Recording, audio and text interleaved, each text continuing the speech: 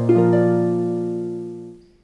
friends, this is Dr. Rani and you're watching my channel Wellness with Rani. Yes, by now you must be knowing. Okay, आज आपने कोई नई चीज़ note की? For a change, है ना? कभी कभी मन नहीं होता कि आज थोड़ा सा डिफरेंट तैयार हो जाए, तो आज फिर मैंने झुमके पहने के शायद मेरा मूड इससे और अच्छा हो जाएगा।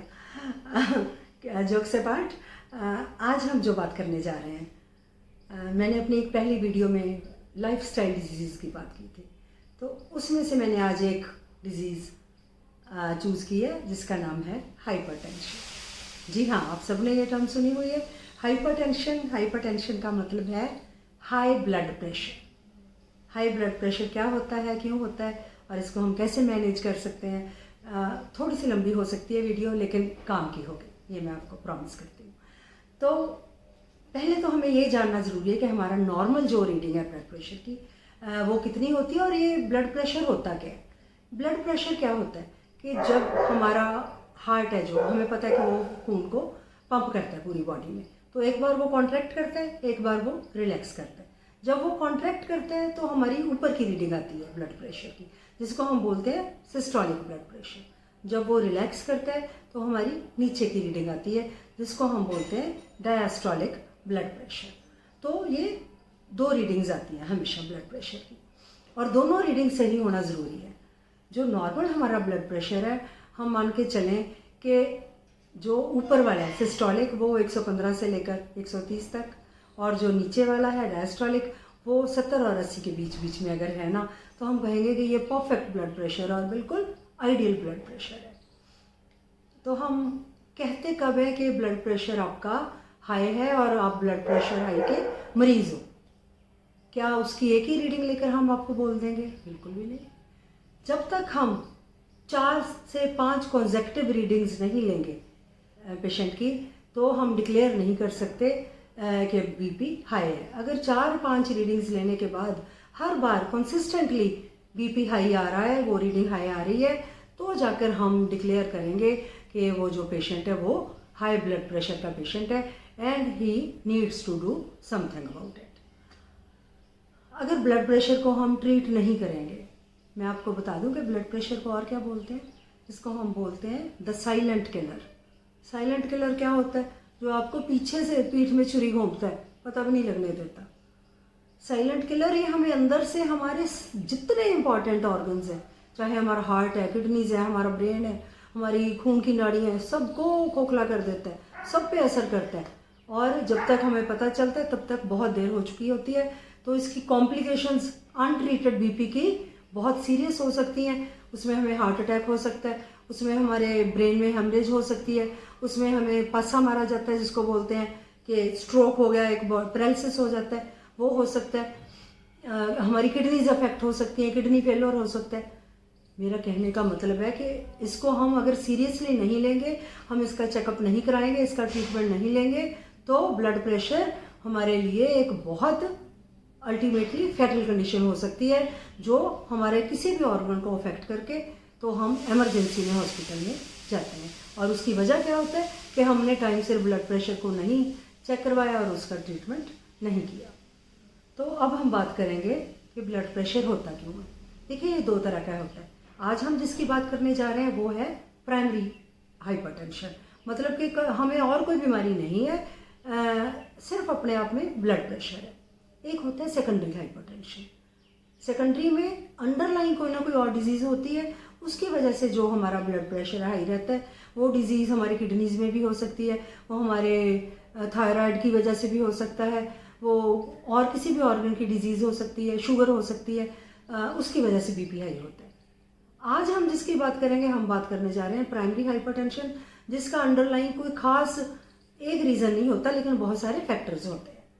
अब हम बात करेंगे फैक्टर्स, कारण, क्या क्या कारण हो सकते हैं। सबसे पहले तो मैंने आपको जो बताया था कि ये एक लाइफस्टाइल डिजीज़ है।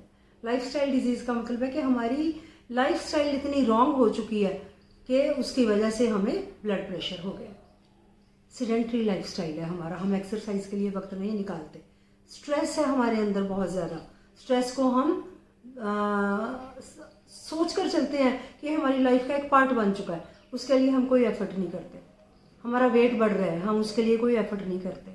हमारी सॉल्ट इनटेक, जो WHO कहती है कि रोज़ 5 ग्राम से ज़्यादा सॉल्ट हमारे अंदर नहीं जाना चाहिए, हम इनविजिबल फॉर्म में इतना ज़्यादा सॉल्ट अपने अंदर ले जाते हैं। जो बाहर से फूड्स लाते हैं, जितनी बाहर से फास्ट फूड्स आती हैं, जितनी हम शेल्फ से चीज़ें उठाते हैं, भुजिया उठाते हैं, बिस्किट उठाते हैं, मूंगफलियाँ उठाते हैं, उनमें इतनी हाई क्वालिटी ऑफ सॉल्ट होती है कि हमारे अंदर बहुत ज़्यादा सॉल्ट चला जाता है, ऑलमोस्ट डबल चला जाता है जितना हमें ज़रूरत है। तो वो हो गया उसकी वजह से। And above all tobacco and alcohol consumption इतनी ज़्यादा है, वो हमारा ब्लड प्रेशर तो उससे हाई होता ही होता है, वो तो अपने आप में और भी बहुत सारी बीमारियों का कारण बनते हैं। सो टोबैको और ये जो है हमारा अल्कोहल, इसका यूज़ तो है ही है। तो ये तो हो गए सारे कारण। अब हम बात करेंगे ट्रीटमेंट की। ट्रीटमेंट बहुत ईजी है जब हमें पता चल जाता है कि हमारे कारण क्या क्या हैं। तो जैसे जैसे हम कारणों को दूर करते जाएंगे वैसे वैसे ही हमारा ब्लड प्रेशर ठीक होता जाएगा। सबसे पहले हमने बात की लाइफस्टाइल की, फिर हमने बात की मोटापा की, फिर हमने बात की स्ट्रेस की। तो इन तीनों को हमने कैसे हटाना है। हर इंसान ने, जिसने अपनी बॉडी का एंड तक ख्याल रखना है, अपनी लाइफ की क्वालिटी को अच्छा रखना है, तो उसको कम से कम आधा घंटा रोज़ और कम से कम हफ्ते में 5 बार एक्सरसाइज करनी ही पड़ेगी। इसके बिना गुजारा नहीं है। गाड़ी है हमारी, जो हमारा बॉडी है गाड़ी है, इसको मेंटेन करना ही पड़ेगा। तो हम आधा घंटा जो एक्सरसाइज करेंगे वो वॉक भी हो सकती है, साइकिलिंग हो सकती है, स्विमिंग हो सकती है, जॉगिंग हो सकती है, योगा हो सकता है। जिसको एज के मुताबिक जो सूट करता है वो अपनी पसंदीदा एक्सरसाइज अपने लिए चूज़ करेगा। और वो एक्सरसाइज जितनी हमारी ब्रीदिंग ज़रूरी है ना, उतना ही हमारे लिए वो एक्सरसाइज ज़रूरी है। तो हम प्लेज करते हैं कि हम सब वो एक्सरसाइज करेंगे। उससे एक्सरसाइज से और क्या फ़ायदा होता है, हमारे अंदर मैंने पहले भी बताया था कि हैप्पी हार्मोन्स, एंडोर्फिन्स रिलीज होते हैं, तो उनसे हमारा स्ट्रेस भी दूर हो जाएगा। ठीक है ना। तीसरी बात क्या होगी, हमारा मोटापा भी कम हो जाएगा। जब हम एक्सरसाइज करते हैं तो हम अपनी डाइट को लेकर भी कॉन्शियस हो जाते हैं। तो हम कम खाएंगे, सही फूड खाएंगे, तो वैसे ही हमारा सिस्टम सही हो जाएगा। चौथी बात, हमने वो जो शेल्फ से उठा उठा कर फूड्स वो बिल्कुल नहीं खाने। We can not afford to eat all that. Blood pressure को सही करने के लिए we have to get rid of all those foods. उनमें से हम कोई भी फूड नहीं खाएंगे। घर की होम कुक्ड फूड खाएंगे, बिल्कुल सिंपल फूड। और घर के फूड में भी जो हमारा ऑयल कंटेंट है और हमारा सॉल्ट कंटेंट है वो बिल्कुल मिनिमल होगा। ये दोनों चीज़ें हम उतनी की इस्तेमाल करेंगे जितने के बिना हमारा गुजारा नहीं है, कि हमने 4 ड्रॉप्स 1 चम्मच तो डालने ही डालना है, उसके बिना हमारी चीज़ नहीं बन रही। अदरवाइज इतने ऑल्टरनेट वेज हैं कुकिंग के, आजकल तो बेकिंग है, स्टीमिंग है, इतना कुछ और है जो हम अपनी फूड को हेल्दी बनाने के लिए कर सकते हैं।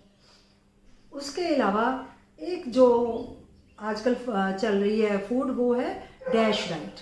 डैश डाइट के जो हम बोलते हैं कि dietary approach to stop hypertension, DASH।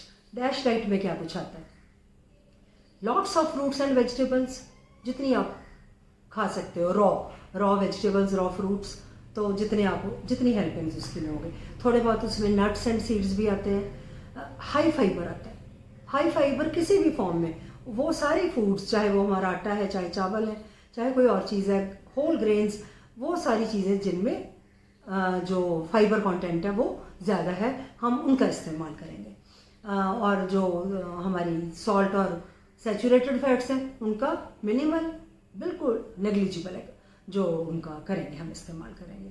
तो ये हमारे डाइटरी चेंजेस हो गई। स्ट्रेस को हमने हटा लिया, मोटापा हटा लिया, हमने अपना सेडेंटरी लाइफस्टाइल ठीक कर लिया, फूड ठीक कर लिया। तो ये तो हो गई मेन बातें। अब सबसे इम्पॉर्टेंट आ जाती है मेडिकेशन। मेडिकेशन को लेकर लोगों के दिमाग में पता नहीं कहाँ से ये बात बैठी हुई है कि जिस दिन तो मुझे लगेगा कि आज मेरा सिम्टम, तो मैंने बताया कि होते नहीं है, लक्षण कोई नहीं होते। किसी में अगर किसी को लगता है कि आज मेरा सर भारी है, आज मुझे थोड़ी एंग्जाइटी लग रही है, थोड़ा मुझे स्वेटिंग हो रही है, हो सकता है मेरा BP हाई हो, तो आज मैं मेडिसिन खा लूँगी, जब मुझे नहीं लगेगा तो मैं मेडिसिन नहीं खाऊंगी। मुझे नहीं पता ये बात आपको किसने सिखाई है। प्लीज़ प्लीज़ प्लीज़ एक बात समझ लो, एक बार अगर आप ब्लड प्रेशर के मरीज हो तो आपको जो ये मेडिसिन है वो लाइफ लॉन्ग खानी पड़ेगी। और मेडिसिन आप कहाँ से लोगे, ये नहीं जाके कि ओवर द काउंटर आप जाके खरीद लोगे।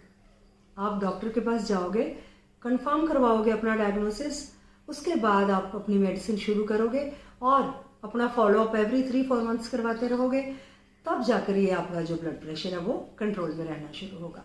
और इसके अलावा हमें कुछ इन्वेस्टिगेशंस हैं, हमारा लिपिड प्रोफाइल है जिसमें हमारा कोलेस्ट्रॉल, HDL, LDL, हमारे ट्राइग्लिसराइड्स आते हैं, हम फिर अपने किडनी फंक्शंस, हमारे हार्ट के फंक्शंस के लिए जो जो हमें doctors time to time recommend करेंगे इन्वेस्टिगेशंस, वो भी हमें सारी करवानी पड़ेंगी, तभी जाकर हमारा ब्लड प्रेशर ठीक होगा ना। सो प्लीज़ मैं आपको ये जो मेरा बताने का मतलब है, इतना कुछ कहने का, कि ब्लड प्रेशर को हम एक नॉर्मल बीमारी ऐसे समझ कर ना चले कि कोई बात नहीं ब्लड प्रेशर है। ये ब्लड प्रेशर सिर्फ अकेला नहीं है, ये अपने साथ जब ये हम इसको नहीं ट्रीट करते तो हमारे सारे मेजर ऑर्गन्स को नुकसान पहुंचाते हैं। So please please it's high time कि आप अपनी सेहत का ख्याल रखना शुरू करो। Please keep watching my channel and don't forget to like, share and subscribe to my channel. This is Wellness with Rani. Till my next video. Stay happy, stay blessed. Love you all. Take care. Bye.